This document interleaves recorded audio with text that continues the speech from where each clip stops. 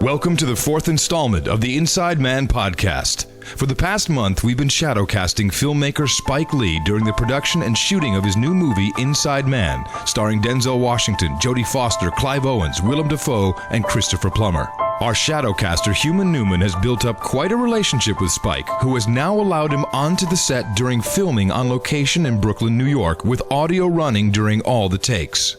Silence is of the utmost importance, something even film crews sometimes overlook, as we start this week's episode with pandemonium on the set. An important scene is interrupted by an unmuted walkie-talkie. Listen in as we find out just what the penalty is for such a huge mistake. Shot was just blown due to the fact that somebody's radio went off in the middle of the scene that the actor needed a couple of retakes on, and Spike is calling for a $40 fine. It's a position nobody wants to be in. He's a winner. Third and crack. That's 3 this week, all right? Yep, that's a wrap. Yep. 3 in a week. You know what? That's a wrap. Did you hear what I said before you walked away? I said what's I said it. Done. What's common sense?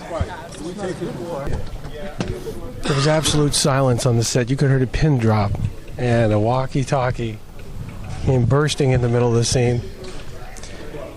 Of course, everyone takes it lightly, but it does cost a lot more than a $40 fine to roll a scene. And I want to check my cell phone here. This is a dangerous idea right now, especially after a blown scene. Don't want to use a cell phone right now. Sorry, sir. All right, do we have the lens up? All right, let's go. Picture.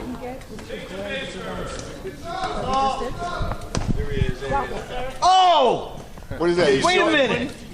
He's light. What's that? 20. It's 40. No, it ain't. No. Friday. We said 40 on this. But we rolled. Yep. Yeah, it's 49. Let's see what we got here. Who heard me? We short it. Who heard me? Everybody heard Say it. $40 on this scene with Clive Owens. Yep. I said $40. And I said $40 Friday. $40 loud on the key. $40 Friday. That's right. Let's go. Picture. All right, clear it. Everybody's clearing. Yeah, clear out of here. Everybody's moving this way, away from the craft service table. Everything's this way. There's a monitor for you to watch. Give him another 20. Hey, man, you better ask him if he turned it off. Quiet. Here we go. Come on, folks, we're clearing. Clearing, please. Thank you. Roll sound.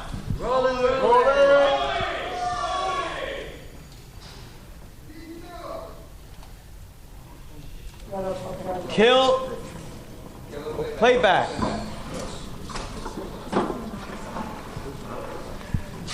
Spike Lee Podcast, Week 4.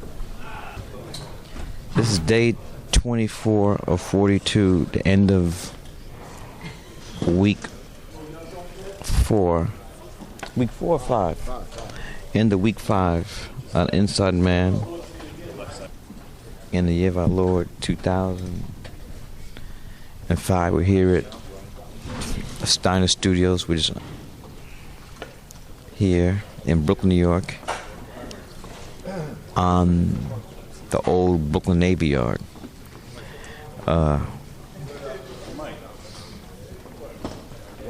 One of my favorite films is On the Town, the musical directed by Stanley Donen, and that movie begins right here in the Brooklyn Navy Yard. We're the third film to shoot in the studios. The first film was the producers, the Broadway stage show, Then Fur, starring Nicole Kidman, and here we are, Inside Man, the third. We finished Denzel Washington basically, except for 2 days. He's come back for 2 days. We shot him out at the beginning of the film, and we're coming down the home stretch. We've taken all of the stage 5 up with some great sets built by Wynn Thomas, Denzel's apartment, the bank, the vault, the safety deposit box, the interior of the mobile command center, the interrogation room, and I think I said on other broadcasts that Wynn Thomas is a production designer, and Wynn did my very first film. She's Gotta Have It, School Days, Do the Right Thing, Malcolm X. So we go all the way back. And last week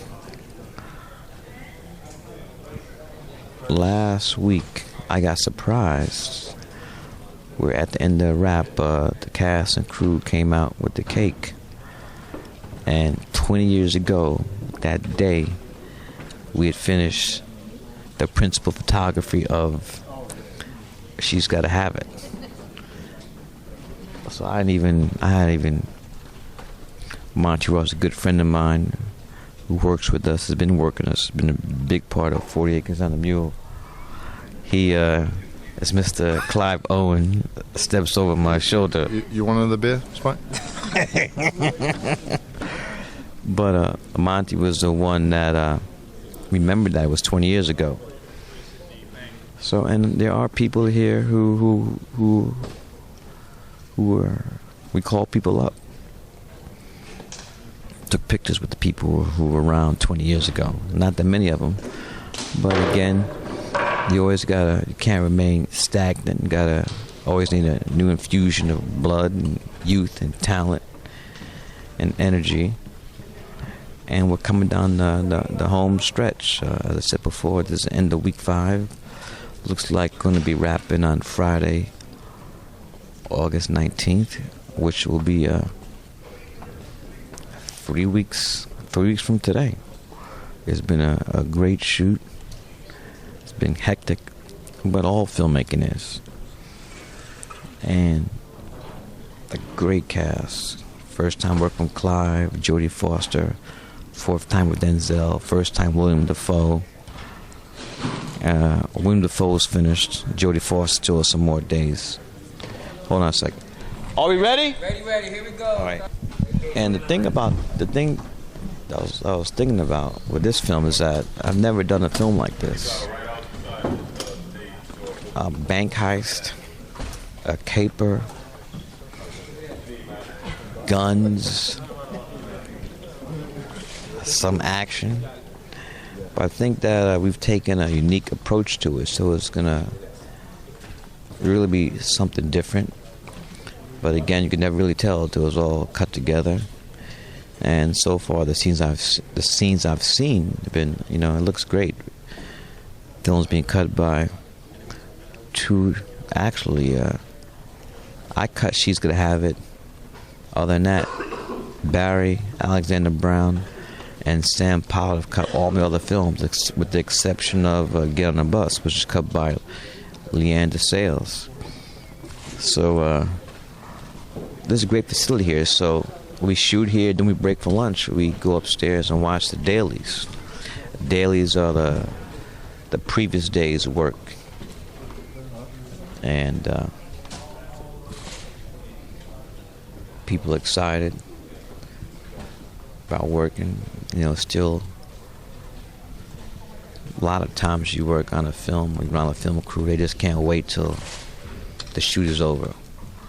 We've always had a good vibe, good spirit, vitality, a good,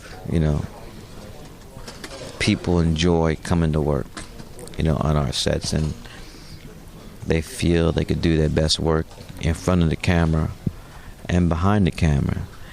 I can be demanding, I'm not gonna lie, and I do yell, but it's only when I think that that's the only way people are gonna listen to me. Film crews could be stubborn. Like you were here earlier, like for this scene with Clive Owen. I said, look, gotta have quiet. Turn all walkie-talkies off. $40 fine. You know, if your walkie-talkie goes off, and somebody's walkie-talkie still went off. I'm not gonna name the individual. But that's the third time this week. You know, this happened. You know, these actors work very hard, and when you don't have the decency, the respect to turn your phone off, and when the phone rings during the shot, you know, so that $20 goes in my pocket. And I tell them, you know, look, you know, I got 2 kids. They got to go to college. We ready? Here we go. Pick it up. Go. And cut. Manny. Yes. What I want to do is, Clive is going to change his shirt back to the gray shirt with the stitching. David needs to take some stills with that light. We need to go over here, set the shots for, I thought we were going to do those here. the what? We got to do those here. We're doing those here? Yeah, we can dress the set though. All right. Let's take the end track off and start dressing the set. Yeah, well, David's going to have to wait then. No, David can do his thing because he doesn't want to go all the way to the end. All right, go ahead. So you want Dave to do it now? Well, you want the other shirt, right? It's a little bit lighter, the other shirt, right? Yeah, it's gray. Do this shirt, David. No. So, Check it first. what? Check it. Check the gate. Checking the gate. So the gate's clean. Let David get the still. And then we need set dresses to start. After David finishes, start dressing it. Alex said just.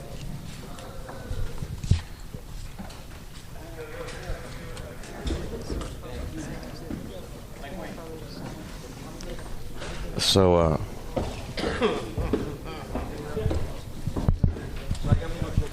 yeah, the interrogation room? All right.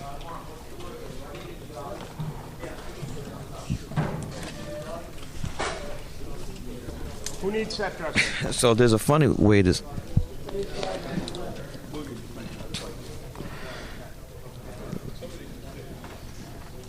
We're working hard.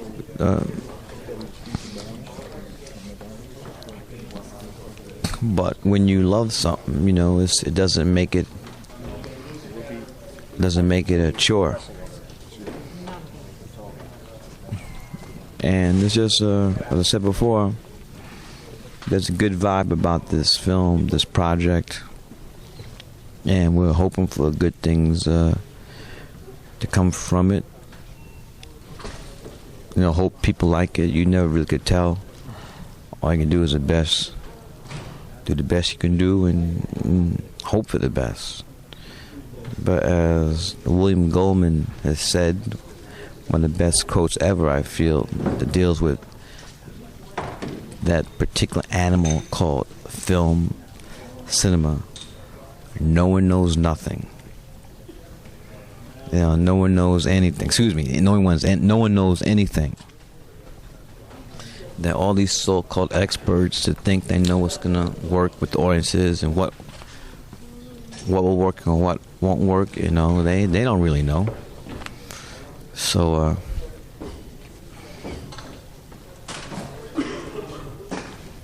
you know, but again, I was really taken aback to think that 20 years ago, last week, we just finished the principal photography of She's Gonna Have It. And we shot that in 12 days. Really? So, the initial budget of School Days was like, initial budget of getting them all mixed up. The initial budget of She's Gonna Have It was $15,000. Eventually cost $175,000. And this budget, I think, is this is my biggest budget ever. The previous high was Malcolm X, which was like 35. This is a little under 50. But one of the reasons why Universal and Imagine and they want to do this film, but also the New York state legislators just passed this law to entice filmmakers to shoot here in New York City and New York State. If you combine New York State and New York City, it's a 15% discount, and that's a great incentive because far too many years people have gone to Toronto to shoot, and I'm sorry, Toronto is a beautiful city, but it's not New York City. And you see these films, they're supposed to be New York, and it's just not it. And it's not just the locations, because the people. You gotta have extras. You gotta have, people. It's not the same flavor. So I've been very fortunate that I have not had to go to Toronto to shoot a film that takes place here in New York City. And also last week, Governor Pataki came here. So we had a little ceremony. He came to the studio, and Denzel and I took some pictures with him, so that was nice. Spike, do you dream about this work when you're sleeping? There's a very difficult scene that we have to shoot, or very important. I think about that all the time. But if it's not,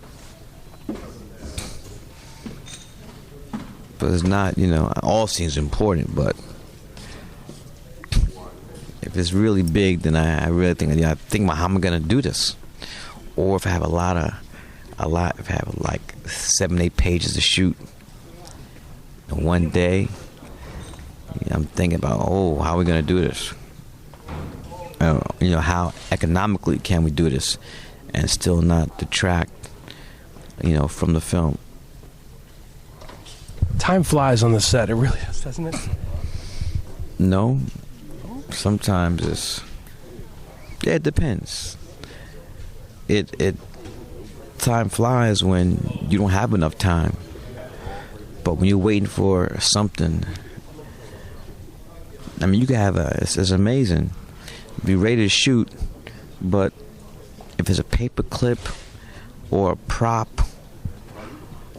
like today, we had this scene and we need a Ziploc bag. And until we got the Ziploc bag, you just gotta stand around and wait for it.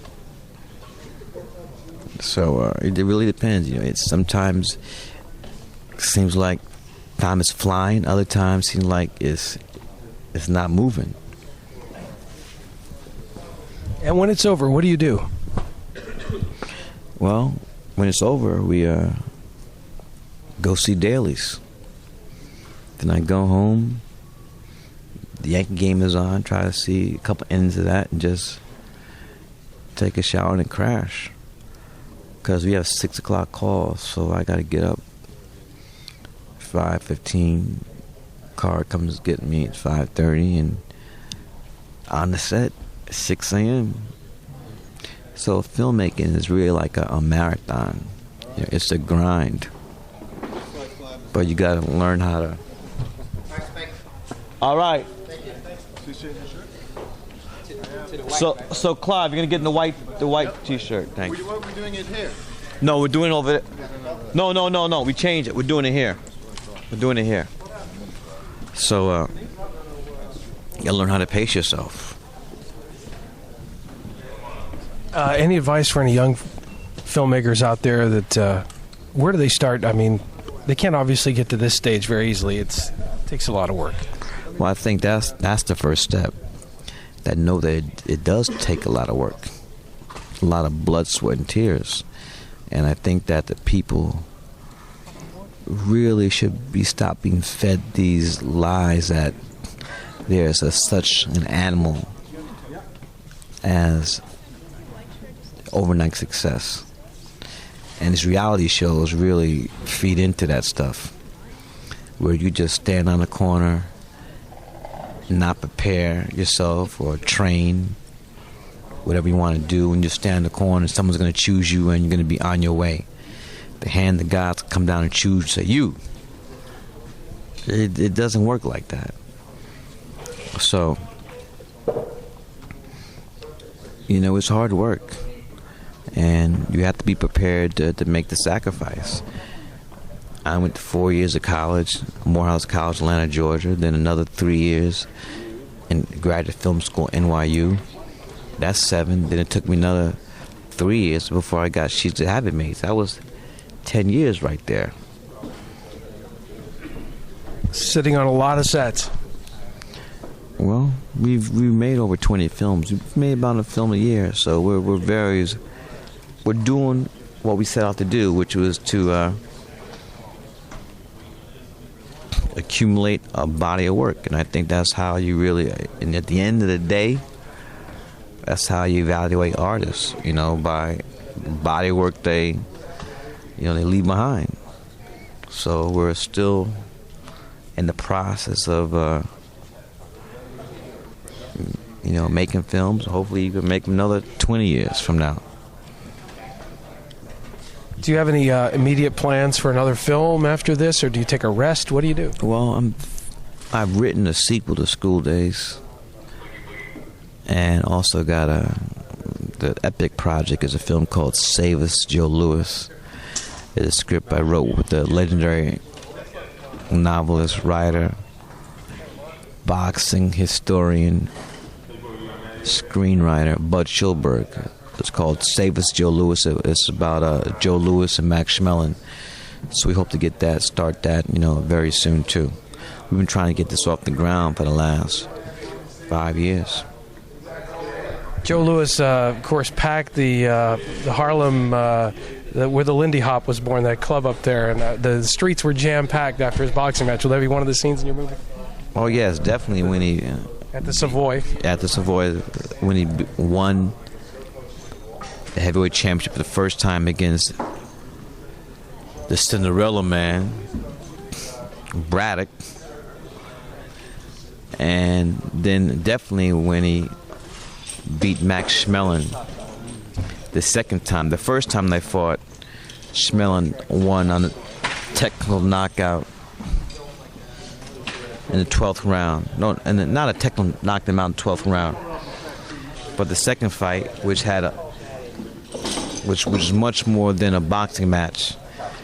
Both fighters at that time represented their countries. Joe Louis, United States and democracy. Schmeling, fascism, Nazi Germany, even though Schmeling turned out not to be a Nazi. So that's probably the most important fight ever. And that's going to be one of Spike's movies. Well, knock on wood, we got the budget, and hopefully we'll get the money. I just want to thank you, Spike, for sharing your time with us here, all of us on the internet listening to this. All right, how many shows have we got so far? We've got 3, and this is number 4. If you want to keep going, I'm game. Yeah, we should go. We should continue this till continue to run. Okay? And the next one's on me. Thank you. Thank you, Mr. Lee. We'll call you next week. Oh, it's a pleasure. God, you're such fun to work with. Thank you.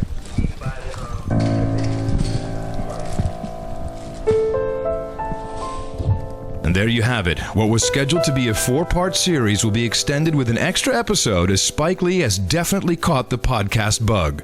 Special thanks to Rob Koslow for the Inside Man podcast theme music and Human Newman for his shadowcasting skills. For the Pod Show Podcast Network, asking you to tune in again next time for a special bonus episode of Spike Lee's Inside Man podcast,